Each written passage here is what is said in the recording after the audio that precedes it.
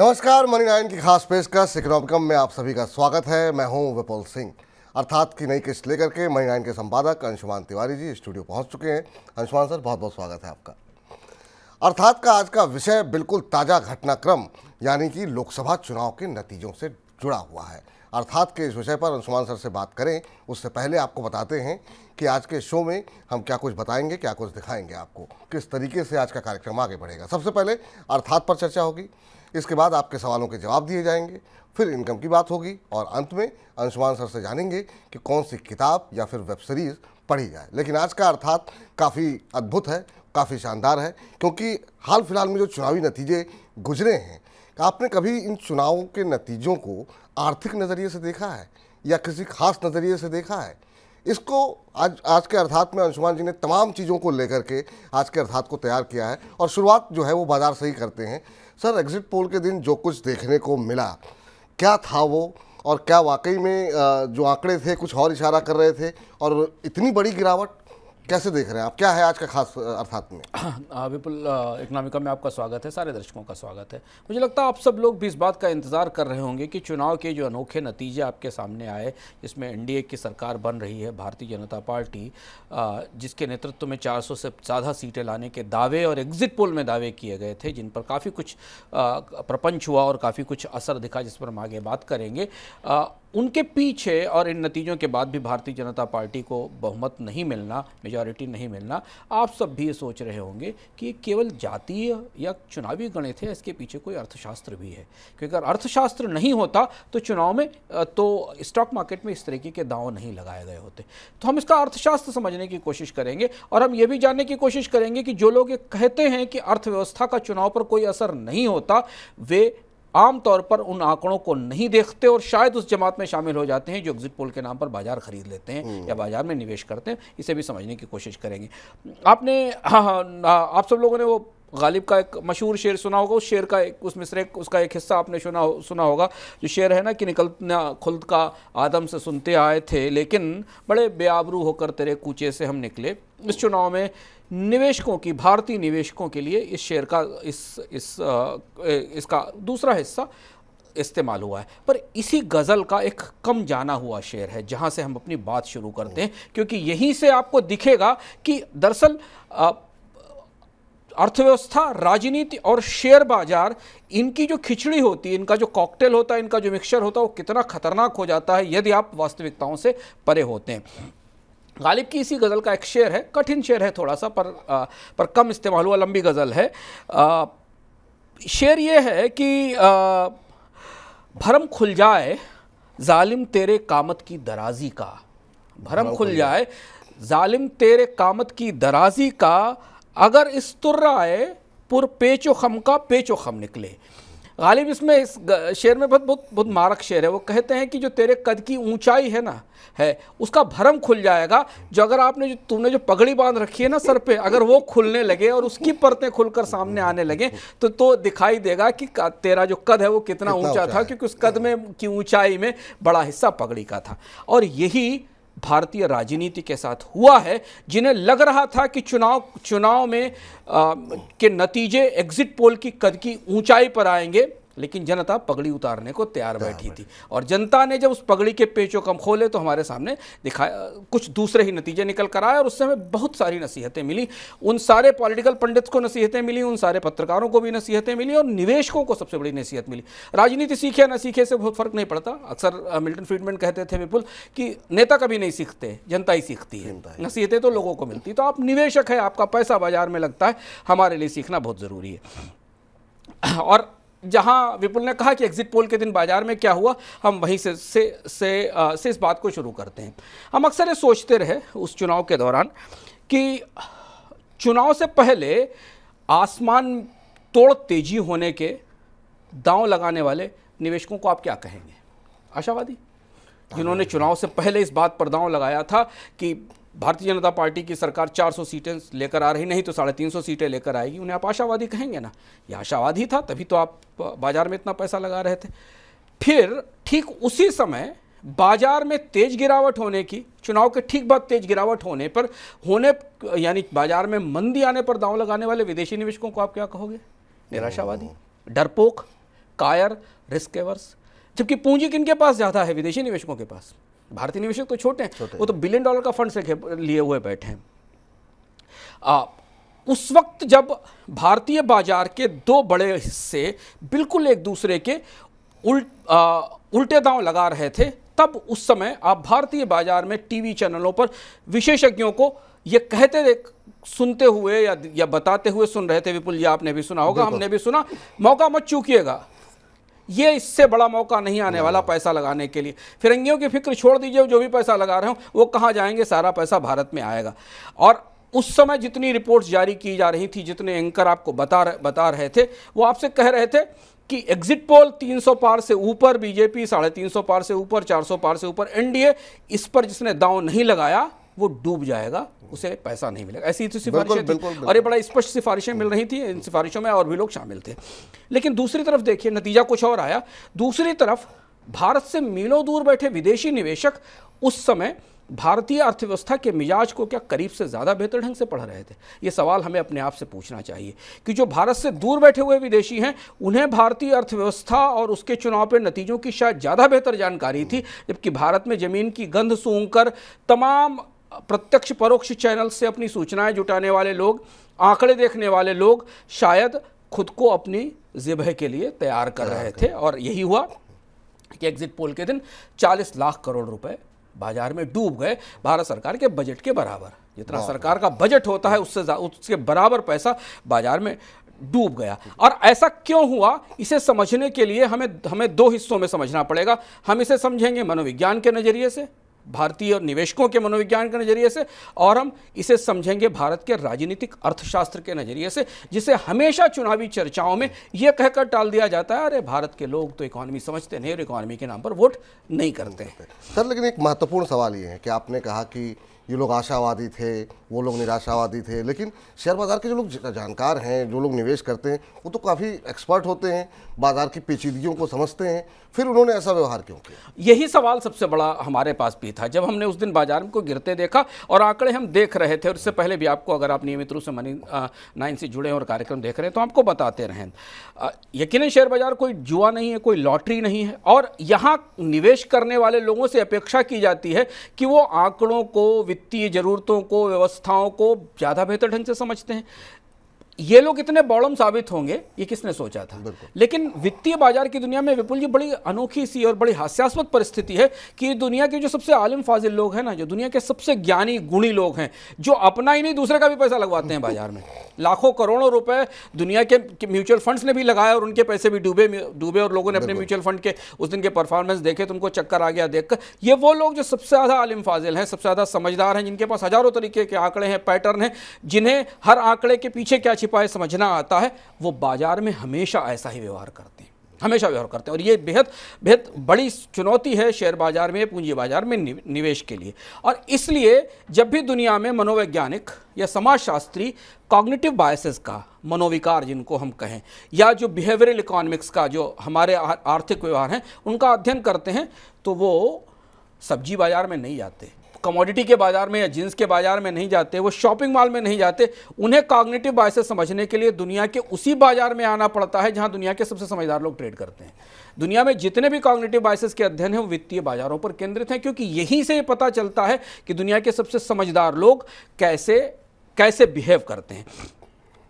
अगर आप चुनाव के 2 सप्ताह पहले का दौर देखें, क्योंकि अब तो चुनाव आपके सामने अभी हाल का दौर है, 1 महीने पहले का चुनाव से 1 महीने पहले का दौर देखें और उसमें चुनाव के कई चरणों के चुनाव और शेयर बाजार के व्यवहार को समानांतर रख के देखने की कोशिश करें। विपुल जी लगातार उसका विश्लेषण पूरे चुनाव भर करते रहे थे, तो आपको लगेगा जैसे दुनिया में जितने किस्म के मनोविकार या जितने किस्म के कॉग्निटिव बायसेस बताए गए थे, उनका पूरा गिरोह भारतीय बाजार में उतर आया था। और मैं आपको बताता हूँ कि कैसे कैसे क्या क्या हुआ।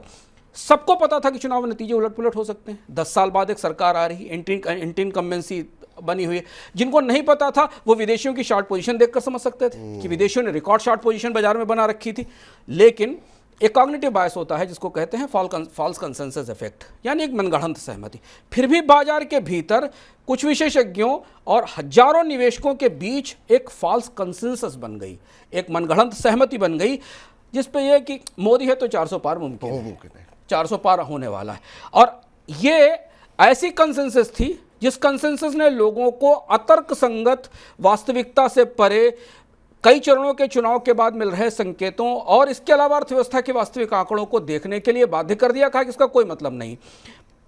और ये भी एक किस्म का मनोविकार है जिसमें ये में जब जो फॉल्स कंसेंसस वाले लोग होते हैं वो मान लेते हैं कि ये सब ठीक है जो कहा जा रहा है, हम उस तथ्य को देखेंगे ही नहीं जो दूसरी तरफ से दिखाई दे रहा है। अब इसमें इसके बाद एक फैलेसी और आती जो हमें इस बाजार में दिखाई दी, जिसको बेस रेट फैलेसी कहते हैं। इस फैलेसी में लोग वास्तविकताओं को अपने निष्कर्षों के लिए नकार देते हैं। सबको पता था कि एग्जिट पोल विधानसभा के चुनावों में गलत साबित हुए, बिल्कुल इसके नतीजे हमारे सामने थे। 2004 का नतीजा सामने था। एग्जिट पोल का रिकॉर्ड पूरी दुनिया में मिला जुला है। ब्रेक्जिट पर भी एग्जिट पोल सही नहीं साबित हुआ, अमेरिका के चुनाव पर भी एग्जिट पोल साबित नहीं हुआ, लेकिन लोगों ने मान लिया कि ये जो एग्जिट पोल आ रहे हैं 100% सही साबित होंगे। और यही वो बेस रेट फैलेसी होती है जिसको मानने वाले लोग कहते हैं कि नहीं हो चुका, लेकिन अब की बार वैसा ही होगा जैसा हम चाहते हैं, जैसा हमें बताया जा रहा है। अब जब आपने देखा कि जमीन से जिस तरह की खबरें आ रही थी चुनाव के पहले, दूसरे, तीसरे, चौथे चरण के बाद कि मतदान प्रतिशत गिर रहा है, अलग अलग तरीके के संकेत थे, उसके बाद भी निवेशक अंधे होकर खरीद रहे थे, बिल्कुल खरीदने की कोशिश कर रहे थे।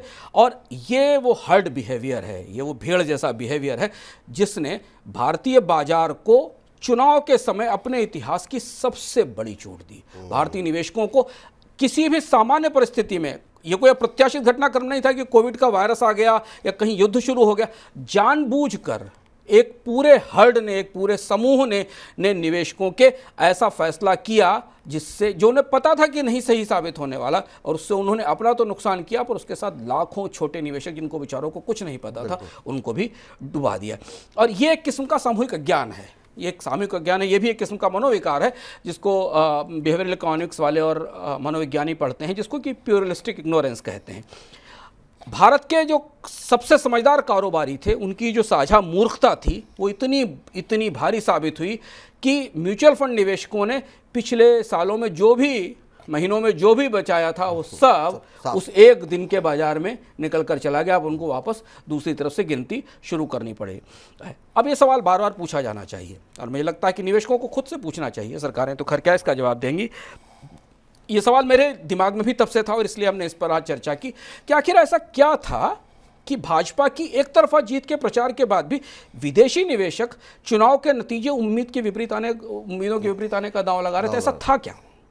एक ही बाजार में दो निवेशक है, एक घरेलू निवेशक और विदेशी निवेशक। घरेलू निवेशक प्रचंड बहुमत पर दांव लगा रहे हैं और विदेशी निवेशक चुनाव के नतीजे भाजपा और भारतीय जनता पार्टी की अपेक्षाओं के विपरीत आने पर दांव लगा रहे हैं। हम आपको कुछ तथ्य बताते हैं, उनको देखिए। याद कीजिए बिल्कुल 16 मई तक आधा चुनाव निपट गया था, बिल्कुल कई निपट चुके थे। नतीजे भाजपा के माफिक नहीं आने के संकेत भी मिल रहे थे। उसी समय बहसें शुरू हुई थी कि भारत में मतदान का प्रतिशत गिरा है और उस वजह से शायद भारतीय जनता पार्टी को उस तरीके के वोट सीट नहीं मिलेंगे। भारतीय जनता पार्टी के नेताओं में उसका असर, उसकी बेचैनी दिखाई दे रही थी। उस वक्त भारतीय बाजार में विदेशी निवेशकों की शॉर्ट पोजीशन यानी मंदी पर लगाए गए दांव 2012 के बाद रिकॉर्ड ऊंचाई पर पहुंच गए थे। इससे पहले चुनाव से ठीक पहले अप्रैल तक, ये देखिए शॉर्ट पोजीशन का चार्ट हम आपको दिखा रहे हैं जो आपको चुनाव के आसपास दिखाई देगा, के बराबर दिनों में बनता दिखाई दे रहा है।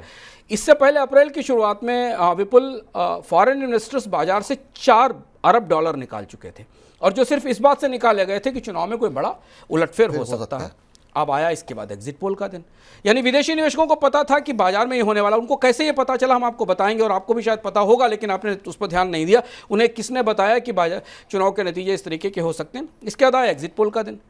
भारत के निवेशकों ने झुंड बना के बाजार में पैसा झोंक दिया, यानी उनको ऐसा लगा जैसे एग्जिट पोल के नतीजे ही वास्तविक नतीजे हैं, यही एग्जिट पोल है। आपको पता है जिस दिन एग्जिट पोल के नतीजे आए 1 जून को, उस दिन निवेशकों ने इंडेक्स पर 87% शॉर्ट्स किया था। ये चार्ट आपके सामने हम दिखाते हैं, एक बार ध्यान से देखेंगे तो आपको ये समझ में आएगा। ये उससे पहले जो शॉर्ट पोजीशन थी एफआईज की वो और ज़्यादा ऊंची थी, यानी भारतीय निवेशक जिस समय ये मानकर चल रहे थे, आंख मूंद कर पैसा डाल रहे थे, तो विदेशी जिनके पास फंड है और जिनके पास रिस्क लेने की क्षमता ज़्यादा है, रिस्क एपेटाइट ज़्यादा है, वो ये मान के चल रहे थे कि चुनाव के नतीजे बिल्कुल उल्टे आने वाले हैं। ये आंकड़ा इस बात की नज़ीर है जो आपके सामने दिख रहा है। ये ऐसा क्यों हुआ? एक ही देश है एक ही जगह चुनाव हो रहे, एक ही जैसे आंकड़े, एक ही जैसे शेयर बाजार, एक ही जैसे निवेशक, जिसमें एक ब्रोकर एक ही स्टॉक पर डोमेस्टिक इन्वेस्टर के लिए बाय कर रहा है और विदेशी निवेशक के लिए शॉर्ट पोजीशन तैयार कर रहा है। ऐसा आपने किसी बाजार में देखते सुना? ऐसा क्यों हुआ? और विदेशी निवेशकों ने भारतीय बाजार, भारतीय अर्थव्यवस्था और चुनाव के रिश्तों को करीब से कैसे समझा, हम इस गुत्थी को खोलने की कोशिश करते हैं। क्या सर, ये जो भारत की जो अर्थव्यवस्था जिस तरीके से कामकाज कर रही है या कर रही थी, क्या ये इंडिकेशन मिलने लगे थे कि नतीजे इस तरह हो सकते हैं, और इसको पढ़ने में हमारे यहाँ के जो निवेशक हैं वो फेल रहे और विदेशी शायद हमसे बेहतर पढ़ पाए? मैं नहीं कहूँगा कि पढ़ने में फेल रहे, पढ़ना नहीं चाहा, या पढ़ते हुए भी अपने आप को, जिसको हम ऑप्टिमिज्म बायस कहें या अति आशावाद कहें, या वास्तविकता से परे हटकर दांव लगाने की कोशिश की गई, क्योंकि नतीजे तो सबके सामने थे, आंकड़े सबके सामने थे। जिनको लगता है, जो अक्सर कहते हैं भारत में, जिनको लगता है कि मांग में कमी, ग्रामीण आय में कमी, महंगाई, रोजगार टूटना, ये सब चुनावी मुद्दे नहीं होते, लोग किसी दूसरे नाम पर वोट देते हैं, उन्हें इन चुनाव के नतीजों को बहुत गौर से पढ़ना चाहिए। ये चुनाव के नतीजे भारतीय जनता पार्टी के नेता प्रधान नरेंद्र मोदी की लोकप्रियता के शिखर पर के दौरान ये चुनाव हुआ था।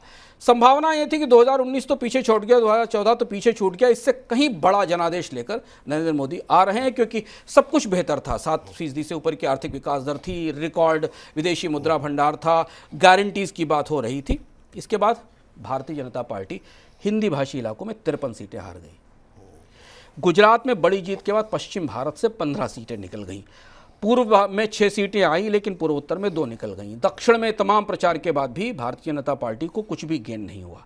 अब आप ध्यान दीजिए, नतीजों को जरा अर्थव्यवस्था की दृष्टि से करीब से समझने की कोशिश करिए और राज्यों की तरफ निगाह जमाइए।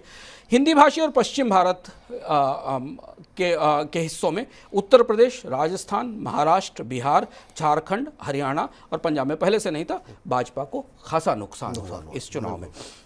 अब यही वो राज्य हैं जो आबादी, अर्थव्यवस्था, निवेश, रोजगार और कृषि की दृष्टि से सबसे महत्वपूर्ण है। इन्हीं राज्यों में शहरीकरण भी है और इन्हीं राज्यों में ग्रामीण इलाका भी बड़ा है। जैसे पंजाब में ग्रामीण इलाका भी है और शहरीकरण भी है, महाराष्ट्र में शहर भी हैं और गांव भी हैं, उत्तर प्रदेश में भी शहर और गांव है, लेकिन कुछ हिस्से हैं जो ग्रामीण इलाके ज़्यादा बड़े हैं। अब हम आपको कुछ चार्ट दिखाते हैं जिनको देखकर शायद विदेशी निवेशकों ने भारतीय अर्थव्यवस्था के चुनाव पर असर को भांप लिया था, जिसे भारतीय निवेशकों ने देखकर भी अनदेखा किया। ये पहला चार्ट, इसे ध्यान से देखिए। भारत में लोगों की खपत का सर्वश्रेष्ठ समय था 2003 से 2008। 2008 से 2014 तक उसमें बढ़ोतरी बनी रही। 2014 से 2019 के बीच में, यानी मोदी सरकार के पहले कार्यकाल में, खपत गिरना शुरू हुई थी, लेकिन इतनी तेजी से नहीं गिरी थी। जो उच्च आय वर्ग के लोग थे उनकी खपत बनी हुई थी, और जब कोविड के बाद अर्थव्यवस्था वापस लौटी तो हमने केवल और केवल के शेप रिकवरी देखी, और इसका असर कहीं ना कहीं चुनाव पर दिखाई देगा। अब आप दूसरा चार्ट देखिए।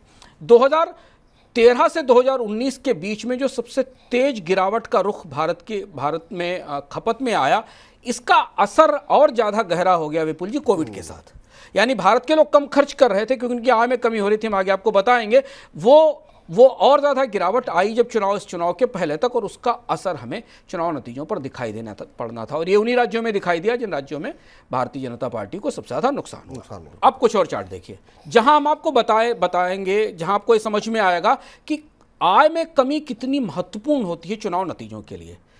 यह आंकड़ा बताता है कि 2000 से 2005 के बीच और 2005 से 2012 के बीच में भारतीय अर्थव्यवस्था में जो गैर कृषि रोजगार थे, जो कंस्ट्रक्शन में आते थे, जो ट्रांसपोर्ट में आते थे, जो शहरों में आते थे, उनकी ग्रोथ रेट सबसे अच्छी थी। 2012 से 2019 के बीच में इनमें तेज गिरावट आई 1.6% की, और 2019 से 23 के बीच तो ये नेगेटिव हो गए। अब क्या ये बेरोजगारी चुनाव पर असर नहीं करती? इसका असर तो चुनाव पर पड़ना ही था। अगर आप इसके साथ ग्रामीण आय की क्या आंकड़े को देखें, और यही अर्बन इनकम और रूरल इनकम का, नगरीय इलाकों की आय में बढ़ोतरी देखें, तो 2010-11 तक हमने 12 तक अर्बन आय में बढ़ोतरी देखी, और फिर जैसे जैसे खपत गिरती है, हमने खपत का आंकड़ा आपको दिखाया था, वो ठीक उसी अनुपात में गिर रही है, लगभग उस अनुपात में गिर रही है जिस अनुपात में अर्बन एरिया में शहरी इलाकों में लोगों की आय में कमी आती दिखाई दे रही। और इसी तरह आप रूरल वेजेस और अर्बन इनकम का चार्ट एक साथ देखिए। 2009 से 2014 के बीच में जब मोदी सरकार सत्ता में आई थी, तब रूरल वेजेस की ग्रोथ रेट जब आई थी 2009 से 2014 के बीच में जब मोदी सरकार ने शपथ ली थी, तब तक रूरल वेजेस की ग्रोथ रेट या ग्रामीण इलाकों में मजदूरी की दर अपनी पीक पर पहुंच चुकी थी और उसके बाद इस सबसे तेज गिरावट का दौर हमें दिखाई देता है। यानी 2021-24 के बाद 2019 के बाद इसकी गिरावट सबसे तेज दिखाई दी थी। हम पिछली बार भी आपको एक कार्यक्रम में बता चुके हैं कि पिछला साल तो नकारात्मक रूरल ग्रोथ रेट का था। इसके अलावा 2000 इस चार्ट को रोकते हैं, 2008 से 2012 के बीच भारत में एक और काम हुआ था। वेतन आयोग आया, टैक्स रियायतें हुई और इससे नगरीय इलाकों में जो खपत बढ़ी उसका असर हमें बाजार में मांग, रोजगार और निवेश पर दिखाई दिया। लेकिन ये सेंट्रल गवर्नमेंट के जो फिस्कल ट्रांसफर्स थे, जो हमने 2008 से 2014 के बीच में खासे ऊंचे देखे थे, इनमें धीमे धीमे कमी आती शुरू हो गई। इस चार्ट में अगर आप देख सकते हैं, सरकार के आंकड़े से निकली हुई सूचना है। इसके बाद रोजगारों की वृद्धि दर गिरी। 2019 से 2023 के बीच रोजगारों की वृद्धि दर लगभग, ग्रामीण रोजगारों की वृद्धि दर लगभग नकारात्मक हो गई।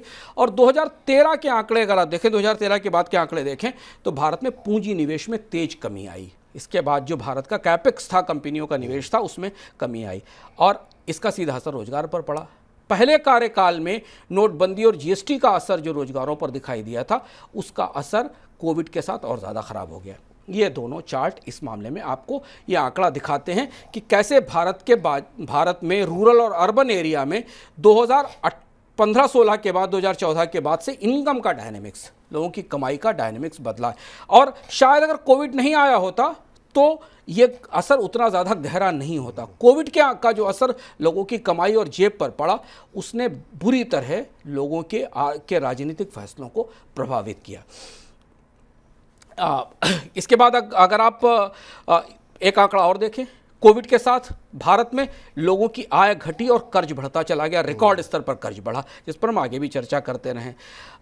आय तो, रोजगार तो नहीं बढ़ रहे थे, आय भी नहीं बढ़ रही थी और कर्ज बढ़ता चला गया। कर्ज इस स्तर तक बढ़ा कि रिजर्व बैंक को पिछले साल एक कहना पड़ा कि अनसिक्योर्ड लोन के ऊपर, क्रेडिट कार्ड लोन्स के ऊपर सख्ती की जाए। 2019 में के चुनाव में विपुल सरकार के पक्ष में जो सबसे बड़ी बात थी एनडीए सरकार के पक्ष में सबसे बड़ी बात थी, वो महंगाई पर नियंत्रण था। 2014 से 2019 के बीच में भारत में महंगाई बढ़ी तो, पर इतनी अधिक नहीं थी। कोविड के बाद महंगाई बहुत तेजी से वापस लौटी। सरकार भले ही ग्रोथ की और के दावे कर रही हो, लेकिन पिछले 3 साल से खाद्य महंगाई रिकॉर्ड ऊंचाई पर बनी हुई और इसी वजह से ब्याज दरें ऊंची हैं। तो आप ये देखें कि 2014 से 2019 के बीच में ब्याज दरें भी कम थी, महंगाई भी कम थी।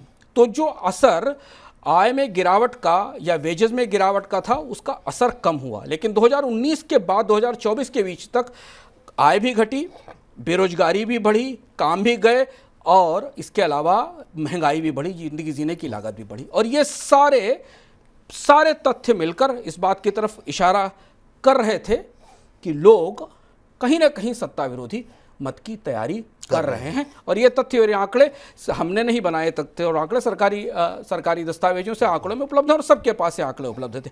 क्या इन्हें भारतीय निवेशक नहीं देख रहे थे? इन्हीं को शायद विदेशी निवेशक देख रहे हैं। सर, ये बहुत सारे नंबर्स आपने दिए, इतने सारे आंकड़े दिए। इन आंकड़ों की रोशनी में अगर हम चुनावी नतीजों को देखें तो कैसे पढ़ सकते हैं? बेहद चौंकाने वाले निष्कर्ष हैं और ये बात इसलिए समझना ज़रूरी है क्योंकि इसके बाद अगला चरण जो आने वाला है नई सरकार के लिए, वो और ज़्यादा चुनौतीपूर्ण होने वाला अर्थव्यवस्था की दृष्टि से।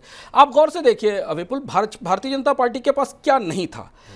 मजबूत लोकप्रिय नेतृत्व, इससे बड़ा नेतृत्व भारत के पास नहीं, इससे ज़्यादा लोकप्रिय नेतृत्व नहीं। बिखरा हुआ विपक्ष, बिल्कुल जो कि लास्ट में जाकर एकजुट हुआ। इतनी बड़ी चुनाव मशीन, सभी भावनात्मक मुद्दों पर सफलता, जो भी भावनात्मक मुद्दे थे, मनरेगा 370, इन सब पर सफलता। और इसके अलावा चुनाव लड़ने के लिए अकूत संसाधन और बिखरा हुआ, हताश, एक दूसरे से उलझा हुआ और डिमोरलाइज्ड विपक्ष। इसके बाद भी भारतीय जनता पार्टी अगर अपने 2019 के प्रदर्शन को दोहरा नहीं सकी और मेजॉरिटी से नीचे रह जाती है, तो इसका सिर्फ एक ही वजह है जिसको अंग्रेजी में हम कहते हैं इट्स इकोनॉमी स्टूपिड। अर्थव्यवस्था की वास्तविक हकीकतें सारे लोकप्रियता की सरकार के प्रचार की चुगली खा रही थी। मोटी बात समझने की कोशिश करते हैं। भारत की रिकॉर्ड जीडीपी ग्रोथ रेट दरअसल धोखा थी, क्योंकि इससे ना तो रोजगार बढ़े और ना खपत। ये हमने आपको आंकड़ों में दिखाया। विकास दर तेज थी, 7% से ऊपर रही। कमाई और मांग और निवेश का जो वर्चुअस साइकिल होता है, जो सूचक्र होता है, वो टूटना शुरू हो गया था 2015-16 के बाद। वो वापस पटरी पर लौटा ही नहीं। हालांकि उसको ढकने के लिए आर्थिक विकास दर के तेज दावे किए गए, पर लोगों की जेब में, लोगों की जिंदगी में, लोगों के अकाउंट में उसका असर हमें नहीं दिखाई दिया। इसलिए युवा और मध्य वर्ग वाली आबादी वाले राज्यों में भाजपा को सबसे ज़्यादा नुकसान हुआ। जिन राज्यों में युवा सबसे ज़्यादा थे, जिन राज्यों में मध्य वर्ग सबसे ज़्यादा था, सरकारी आंकड़ों की रोशनी में अगर इन चुनाव नतीजों को देखें तो बेहद चौंकाने वाला निष्कर्ष निकलता है। देश के जिन 12 राज्यों में 2019 के बाद विपुल जी पर कैपिटा इनकम में कमी आई है, उनमें 9 राज्यों में बीजेपी का वोट प्रतिशत कम हो गया।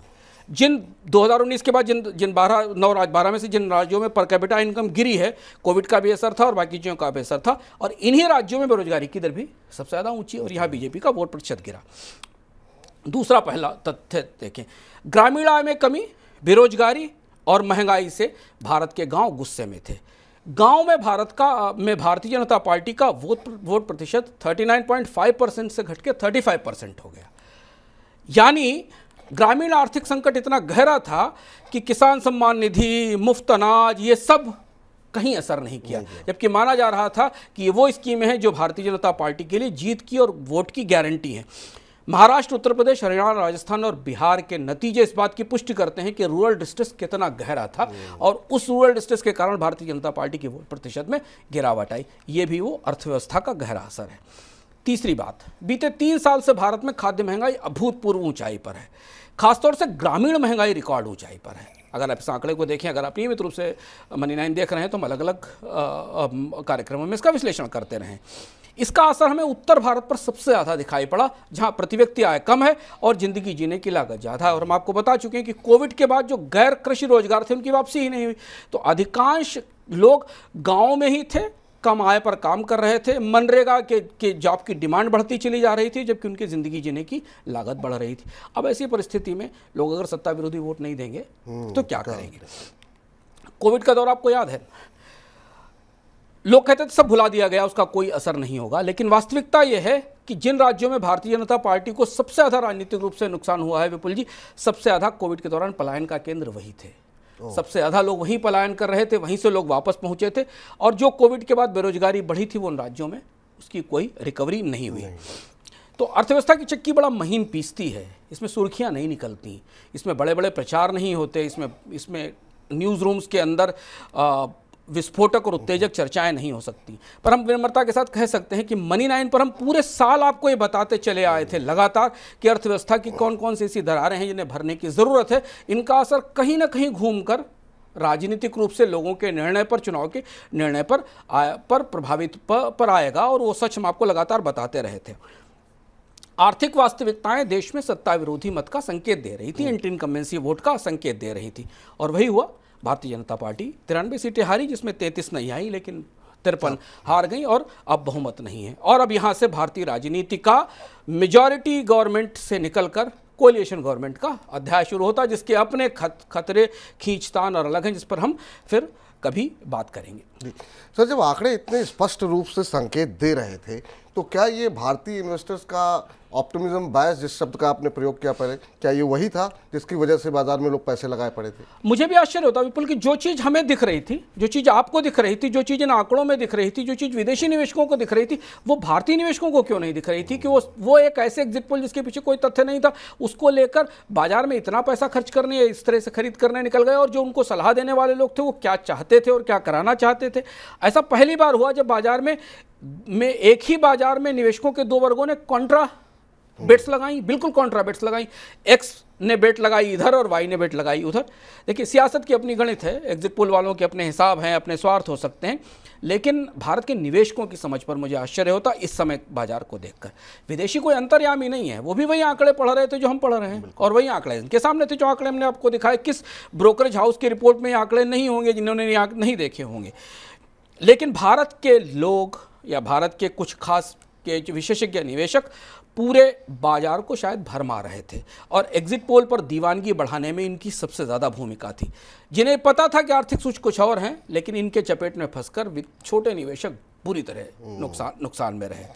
तो हमने बात मनोविकारों से शुरू की थी, कॉग्निटिव बायस से शुरू की थी। चलते चलते मुझे कॉग्निटिव बायस याद आया जो भारतीय शेयर बाजार को देखकर था। राजनीतिक रूप से जो भी उठापटक हो या जो भी सवाल जवाब हो, लेकिन पैसा तो पूंजी तो हमारी है, तो हमें सोचना चाहिए कि वास्तविकताएं क्या हैं, और इसलिए कहा जाता है कि शेयर बाजार में सोच समझकर, शोध कर, आंकड़े समझकर पैसा लगाना ज़्यादा बेहतर होता है। विपुल जी, क्या आपने टर्की इल्यूजन के बारे में सुना है? आप बताइए। नहीं सुना। टर्की इल्यूजन एक किस्म का कॉग्निटिव बायस होता है। इसमें एक ऐसी टर्की या मुर्गी की कल्पना की जाती है, जैसे मुर्गी या बकरे को, जिसको हलाल करने से पहले लगातार चारा खिलाया जाता है और कहा जाता है कि रोज़ जब उसके पास कोई चारा लेकर आता है उसको पालने वाला, तो उसको लगता है कि उसको प्यार कर रहा है, खिला रहा है और उसे बढ़ा रहा है, और धीमे धीमे वो इस भ्रम में चली जाती है कि वो सबसे प्यारी, सबसे चहती मुर्गी या बकरी है जिसे पाला जा रहा है और उसके ऊपर कोई खतरा नहीं है। पर अचानक एक दिन वो दड़बे से उठाई जाती है और किसी के डिनर में पहुंच जाती है। यही हुआ है शेयर बाजार में इस बार। इस टर्की इल्यूजन के कारण भारतीय शेयर बाजार में निवेशकों को इतना बड़ा नुकसान उठाना पड़ा है। शेयर बाजार के बारे में हमेशा में ध्यान रखना ज़रूरी है। राजनीति के अपने रंग हैं, वोटर अपने हिसाब से सोचते हैं, वो शेयर बाजार की तरफ देखते भी नहीं है। आशावाद बहुत अच्छा है, आशावाद होना सही है, लेकिन सतर्कता उससे कहीं ज़्यादा ज़रूरी है। ख़ास तौर पे जब आप पूंजी लगाने जा रहे हैं और ख़ास तौर से जब अपना पैसा लगाने जा रहे हैं। ऑप्टिमिज्म बायस शब्द का आपने जिक्र किया। टेली शॉर्ट की एक फेमस किताब है ऑप्टिमिज्म बायस, काफ़ी गजब की किताब है, जो आशावाद के अति आशावाद और आशावाद के संतुलन की बात करती है। उनका एक कहना है जो आपने बाजार में अभी देखा इस समय में। टेली शॉर्ट ने उस किताब में लिखा है कि जो तर्कहीन आशावाद है ना, वो हमारी मति मार देता है। जब हम तर्कहीन आशावाद की तरफ जाते हैं तो हमारी सोच समझ खत्म हो जाती, हम भविष्य की चुनौतियों को समझ नहीं पाते। तो अब फिर शेयर बाजार सामने है, रिकवरी आ गई है, लेकिन आगे सरकार उठापटक डावाडोल में रहने वाली है। तो शेयर बाजार के निवेशकों, आपके लिए आशावाद का मतलब सफलता की भविष्यवाणी हरगिज नहीं है। ऑप्टिमिज्म का मतलब शेयर बाजार में सफलता की भविष्यवाणी नहीं है। यहाँ सिर्फ आशान्वित रहकर आप खतरों को कम कर सकते हैं और अपने लिए जोखिम सीमित कर सकते हैं। ये सबसे ज़्यादा जरूरी है कि कमाने से पहले ये ध्यान रखा जाए कि जो है वो डूब ना जाए। और ऐसा ही हुआ है। अब रही बात नई सरकार की, उसकी आगे की डगर कैसी रहेगी, शेयर बाजार पर उसका क्या असर होगा, इस पर हम आगे विस्तार से बात करेंगे सरकार के गठन के साथ। हम आपको बताएंगे कि अब जो सरकार आपके सामने आ रही है वो जिन परिस्थितियों में आ रही है, जहां सरकार पिछले 10 साल में सब कुछ कर चुकी है, बांटने की दृष्टि से गाँव में मुफ्त अनाज देने की दृष्टि से, सब्सिडी की दृष्टि से सब कुछ कर चुकी है। इसके बाद अब आने वाले समय में भारतीय सरकारों के लिए, नई सरकार के लिए क्या सबसे बड़ी चुनौती होने वाली है और इसका असर अगले राजनीतिक घटनाक्रम पर कैसे होगा। क्योंकि एक चुनाव खत्म हुआ है, 3 या 4 बड़े चुनाव विधानसभा के जो भारतीय जनता पार्टी की बड़ी परीक्षा लेंगे वो इस साल से अगले साल तक होने वाले हैं और उनकी छाया में ही अगला बजट भी बनेगा। हम इस पर विस्तार से अगले कार्यक्रम में चर्चा करेंगे। चलिए, तो ये मतलब काफ़ी इंटरेस्टिंग आंकड़े सर देखने को मिले और वाकई में ये आंकड़े सबके सामने थे, सबके पास थे, लेकिन उसके बाद भी लोगों ने बहुत बड़ी गलती की। और जिस तरीके से हम लोग कार्यक्रम कर रहे थे, तो आपने भी शायद देखा होगा कि बहुत लोग कह रहे थे 1 करोड़ डूब गए, 50 लाख डूब गए, 33 लाख डूब गए, और इन आंकड़ों को देखने के बाद भी इतनी पीक पर लोग पैसे लगाए जा रहे थे। तो ये बहुत ही इंटरेस्टिंग रहा सर आज का अर्थात। और बहुत सारे हमारे दर्शक हैं जो कि आपसे सवाल भी कुछ पूछना चाहते हैं, तो कुछ एक दर्शकों के सवाल ले लेते हैं। विष्णु जी ने सवाल भेजा है और कह रहे हैं कि क्रेडिट एजेंसियां भारत की रेटिंग क्यों नहीं बढ़ाती हैं और क्या वो भारत के साथ भेदभाव करती हैं? भेदभाव तो आप नहीं कहें, हाँ, लेकिन थोड़ा भारत के प्रति उनका नज़रिया उदार तो नहीं है। ये बात तो स्पष्ट हम मानते हैं कि 1 दशक हो गया भारत की साख में बढ़ोतरी नहीं हुई, लेकिन उनके तर्क समझना ज़रूरी है। भारतीय अर्थव्यवस्था में सरकार का कर्ज रिकॉर्ड स्तर पर है और रेटिंग एजेंसियों के लिए किसी भी सरकार के राजकोषीय घाटे और कर्ज सबसे बड़ी चुनौती होते हैं। और आमतौर पर हम ऐसा समझते हैं कि जैसे दुनिया की बाकी एजेंसियां, विपुल जी, देश की आर्थिक विकास दर की भविष्यवाणियां करती हैं, वैसे रेटिंग एजेंसियां काम करती हैं, तो ऐसा नहीं करती। विकास दर 8% हो, 7% हो, इससे फर्क नहीं पड़ता। रेटिंग एजेंसियों को देखने का नजरिया किसी देश की अर्थव्यवस्था को उसमें जोखिम समझना होता है। तो ऐसे भी दुनिया में देश हैं जो कर्ज में डूब गए लेकिन उनकी आर्थिक विकास दर 8% रही थी, देखा था। तो रेटिंग एजेंसियां जब भी देखती हैं करीब से, तो उनको भारत सरकार का रिकॉर्ड कर्ज दिखता है जो अब जीडीपी के से ज़्यादा हो गया है। उनको भारत के सिस्टम में हाउस होल्ड्स का कर्ज दिखता है और ऐसी स्थिति में वो भारत की साख को बेहतर नहीं करती हैं। अभी हाल में एक लंबे समय बाद एक अच्छा संकेत आया जब स्टैंडर्ड पुअर ने भारत की अर्थव्यवस्था की रेटिंग के आउटलुक को, नज़रिए को पॉजिटिव किया। लेकिन अब फिर हम वापस लौट कर आ गए, जैसे हमने संकेत दिया कि कोलिएशन एरा है, सरकार बहुत कुछ खर्च कर चुकी है, सब्सिडी बांट चुकी है, डायरेक्ट बेनिफिट ट्रांसफर कर चुकी है, उसके बाद भी उसको लोग वोट देने को तैयार नहीं है। 240 सीटें मिलती हैं। तो इसके बाद आगे अगर इसी तरीके की गतिविधियां की जाएंगी और करने की ज़रूरत होगी, मजबूरी होगी, क्योंकि जो वोट बैंक खिसक चुका है उसे वापस लाने के लिए कुछ ना कुछ तो करना होगा। ऐसी स्थिति में भारतीय बजट और ज़्यादा खराब होंगे, ज़्यादा कर्ज लिया जाएगा, ज़्यादा डेफिसिट फिनांसिंग होगी, और तब क्रेडिट रेटिंग एजेंसियां शायद भारत की साख बढ़ाने में और ज़्यादा समय लेंगी और लंबा इंतज़ार करेंगी। अगला सवाल आया है राकेश जी का, जो कि कह रहे हैं कि जो देश भारत से सामान आयात करने पर पाबंदी लगाते हैं, क्या उनके साथ भारत भी ऐसा कर सकता है? क्योंकि चीन और अमेरिका आपस में ऐसा ही करते रहते हैं। तो चीन और अमेरिका का मामला थोड़ा दूसरा है। चीन और अमेरिका की एक दूसरे पर निर्भरता खासी ज़्यादा है। चीन अमेरिका अभी हाल फिलहाल तक अपने बहुत सारे क्रिटिकल उत्पादों के लिए चीन पर निर्भर था, और चीन की भी निर्भरता काफ़ी कुछ है। भारत की चुनौती है कि भारत आयात आधारित देश है, निर्यात सीमित है। भारत के निर्यात की बास्केट सीमित है। भारत का जो सबसे बड़ा निर्यात था कृषि, वो रोक दिया गया है। तो इसलिए जब तक आप आयात और निर्यात के बाजार में बराबरी के भागीदार नहीं होते हैं, यानी आप पर भी लोगों की निर्भरता होनी चाहिए जितनी निर्भरता आप किसी दूसरे देश पर रखते हैं, तब तक इतने सख्त फैसले नहीं लिए जा सकते। और इसलिए भारत इसका जवाब निकालने के लिए एंटी डंपिंग ड्यूटी और तरह तरीके के प्रयोग करता है जिससे रोका जा सके। लेकिन भारत को अपनी निर्यात की ऐसी शक्ति बनानी पड़ेगी कि कम से कम 2, 4, 5 उत्पादों या कमोडिटीज़ के लिए दुनिया के बड़े बाजार उस पर निर्भर हो जाएं। और जिन पर हमारी निर्भरता जैसे चावल के निर्यात पर थी, तो हमने घरेलू महंगाई के दबाव के कारण चावल का निर्यात रोक दिया था। चलिए सर, अब जरा इनकम की बात कर लें, क्या कुछ खास रहेगा इस बार? शेयर बाजार में तो जो होना था हो गया। शेयर बाजार के लिए सबसे बड़ा भारतीय राजनीतिक, आर्थिक राजनीति का सबसे बड़ा इवेंट आकर गुजर गया और उसने लोगों को गहरी चोट पहुंचाई। चुनाव खत्म हो गया, बाजार गिरा और फिर वापस उभरने की कोशिश कर रहा है। अब बाजार के लिए बड़ा इवेंट आने वाले समय में बजट होगा, जिस पर हम आपसे चर्चा करेंगे। लेकिन इस बीच सोने से ध्यान मत हटाइएगा। गोल्ड की कीमतों में लगातार तेजी बनी हुई है, मजबूती बनी हुई है, और इस बार का गोल्ड सेंट्रल जरूर देखिएगा कि क्या अब इस तेजी के बाद जब गोल्ड में की कीमतों में थोड़ा ठहराव दिखता है, निवेश का मौका है। गोल्ड ETF खरीदना चाहिए क्या, गोल्ड बॉन्ड में निवेश करना चाहिए, और गोल्ड को लेकर अब निवेश की रणनीति क्या हो। बदली हुई परिस्थितियों में शेयर बाजार में गिरावट, अंतर्राष्ट्रीय स्तर पर ब्याज दरों को लेकर थोड़ा बदलता नजरिया, यूरोप में ब्याज दरों में कमी, पर अमेरिका में ब्याज दरें अभी भी ऊंची। इस परिस्थिति में गोल्ड का आउटलुक क्या है, गोल्ड में निवेश करने के लिए क्या करना चाहिए? मनी 9 के पर गोल्ड सेंट्रल मत देखना भूलिए इसी सप्ताह, जिससे आपको पता चले कि गोल्ड में निवेश की संभावनाएं क्या है।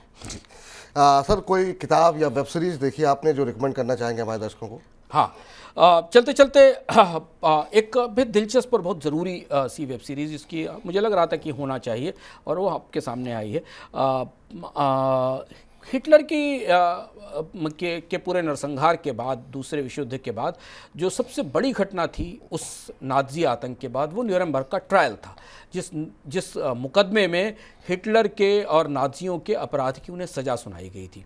और इस पर एक अमेरिका के पत्रकार हैं जिन्होंने उस पूरे दौर को कवर किया था और उस पर एक पुस्तक लिखी थी। उस पुस्तक पर आधारित एक बेहद अच्छी डॉक्यूमेंट्री आई है नेटफ्लिक्स पर, Hitler and the Nazis, evil on trial. Nuremberg trial पर क्या हुआ था, कैसे दुनिया की सबसे बड़ी अदालत बैठी जिसमें दुनिया के कई देशों के प्रतिनिधि शामिल थे, और पहली बार उसी अदालत ने मानवाधिकार और क्राइम अगेंस्ट ह्यूमैनिटी के सिद्धांत को लागू किया था। देख जाइए, बेहद ज़रूरी, बेहद जानकारीपूर्ण और इतिहास का एक बेहद महत्वपूर्ण दस्तावेज है, जो शायद आपको इतने बड़े ट्रायल के बारे में मोटी मोटी किताबें पढ़कर भी नहीं पता चलेगा। जो सबसे महत्वपूर्ण मुकदमा दुनिया के इतिहास का माना जाता है, उसके बारे में ये सीरीज़ है, ज़रूर देखिए। बिल्कुल।